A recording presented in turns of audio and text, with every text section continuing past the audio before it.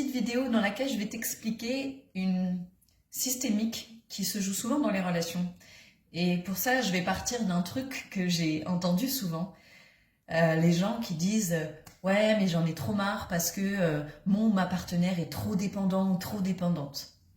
Ça me fait toujours beaucoup rire parce que la dépendance, en fait, ça ne peut que être de la codépendance. Ça n'existe pas une relation dans laquelle il y en a un qui est dépendant et l'autre qui ne l'est pas. Même si celui qui se raconte qu'il ne l'est pas aime bien se raconter ça. La réalité, c'est que la dépendance relationnelle, les fonctionnements d'attachement, ça s'entretient et ça fonctionne toujours à deux. En fait, c'est des jeux de pouvoir dans lesquels chacun va prendre un rôle qui va nourrir le rôle de l'autre et ainsi de suite. Et on fait comme un truc qui se nourrit l'un et l'autre. De la même manière, si on a le pouvoir de nourrir ça ensemble, la bonne nouvelle, c'est qu'on a le pouvoir de désamorcer ça ensemble. Mais pour ça, ça suppose de prendre conscience de notre part de responsabilité, de regarder concrètement c'est quoi les actes que je pose, je m'excuse, j'avais un truc sur le téléphone, voilà. C'est quoi les actes que je pose de manière répétée qui vont entretenir ce fonctionnement-là. Et pour ça, je vais te donner l'exemple d'une expérience scientifique. Tu vas comprendre. Ils ont fait une expérience scientifique avec des rats. Alors, je ne vais pas rentrer dans le sujet de la cause animale, mais dans une cage, ils ont mis des rats où il y avait une trappe dans leur cage. Quand ils appuyaient sur un bouton, la trappe se soulevait et dedans, il y avait à manger. Et donc, dans cette première cage, c'est comme ça. Dans la deuxième cage, c'est la même chose, sauf que la trappe en question, quand ils appuient dessus pour l'ouvrir, des fois, il y a à manger, mais des fois, il n'y a pas. Ça va être un peu aléatoire. Et qu'est-ce qu'on observe comme comportement différent dans l'une et dans l'autre de ces cages? C'est que dans la première, où il y a toujours à manger, les rats, ils sont détendus. Quand ils ont faim, ils vont appuyer sur le truc pour ouvrir la trappe et ils mangent. Dans la deuxième cage, où ils ne savent pas s'il va y avoir à manger ou pas, en fait, ils sont constamment en train d'appuyer de manière très frénétique dessus. Alors, je ne sais plus s'il est tout seul ou s'ils sont plusieurs, mais enfin bon, bref. L'idée, c'est que ça engendre un comportement. Le fait de ne pas savoir s'il va y avoir ou pas, ça engendre de manière instinctive un comportement obsessionnel. Eh bien, dites-vous que ça fonctionne au niveau psychique exactement de la même façon dans les relations. Quand j'entends quelqu'un dire « ouais, mais la personne en face de moi est trop dépendante » ou « elle est trop insécure, elle est trop en demande », c'est sûrement vrai aussi en termes de comportement. Mais je t'invite toujours à prendre aussi les comportements de l'autre comme boussole pour voir comment tu te positionnes toi. Parce que bien souvent, si l'autre est super anxieux, oui, ça parle de lui ou d'elle et de ses blessures, de sa dépendance affective et tout ce que tu veux. Mais est-ce que tu es allé questionner, si toi, tu es sécurisant ou sécurisante? Est-ce que tu es allé questionner si toi, peut-être, tu n'as pas des comportements fuyants?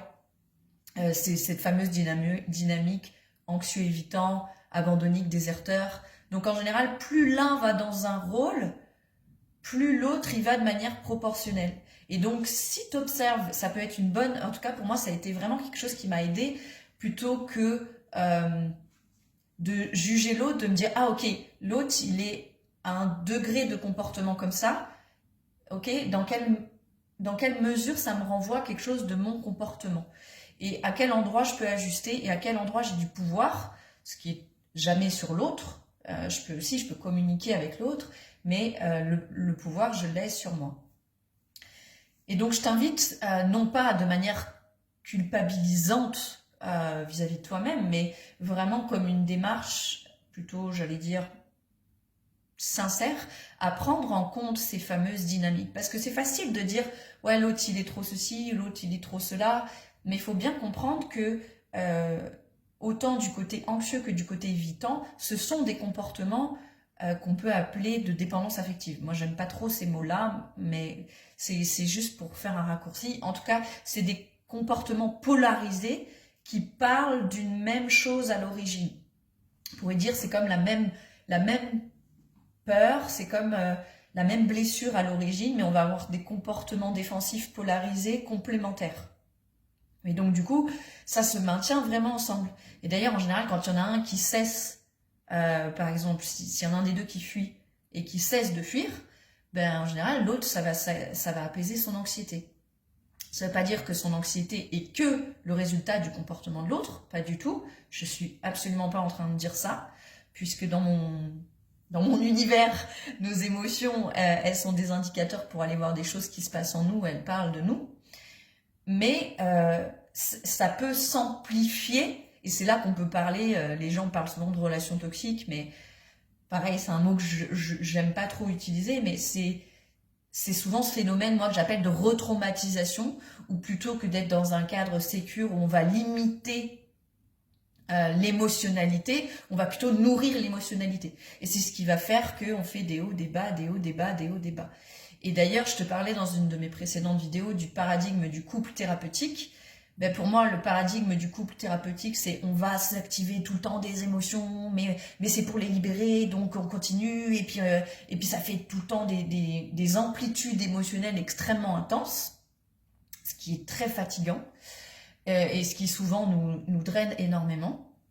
Et plus ça va, moi, plus je propose vraiment quelque chose de différent, et dans ma vision, depuis mon angle de vue de ce qu'est une relation que je peux appeler sacrée, ben, il va s'agir aussi de créer un espace safe dans lequel on va petit à petit diminuer l'amplitude émotionnelle plutôt que de s'en nourrir. Ce qui est vraiment très différent. Ça ne veut pas dire que les émotions n'existent pas, parce que, bah, en tout cas, on reste humain aussi, mais en tout cas, ça veut dire que c'est pas l'émotionnalité qui drive la relation. Et ça fait une énorme différence. Je n'arrête pas d'en parler aux personnes qui rejoignent Désir et Résonance Traumatique, qui commencent là dans quelques jours. C'est vraiment quand on entre en relation à partir de notre émotionnalité uniquement, bah, ça ne peut générer que plus d'émotionnalité et pas forcément que de l'émotionnalité agréable, parce qu'au début c'est de l'émotionnalité agréable, mais après souvent ça va faire comme ça et ça va fluctuer. Donc voilà ce que j'avais à te dire pour aujourd'hui. J'espère que c'est assez clair, et puis à bientôt. Ciao ciao.